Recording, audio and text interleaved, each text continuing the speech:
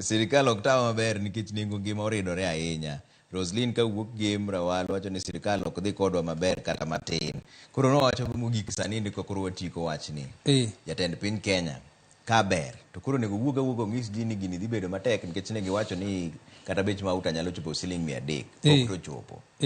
Ber kinyisa ji adieri koso gidhi adhiya mbele ka gidhini. Miriambo ni to kuma botero gi onge.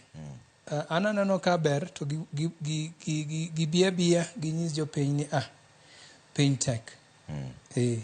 Kendo piny pod bedo matek higni moko 2 higni moko 3. Giwacho awacha adier.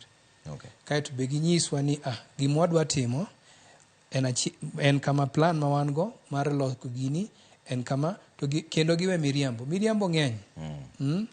And then ing'eni nitiere yo moro ma gik ma giwachonwa luwo korgi tek. Kawuono giwacho ma kiny en machielo koro ing'e mane. Same things. Kawuono iwinjo deputy president.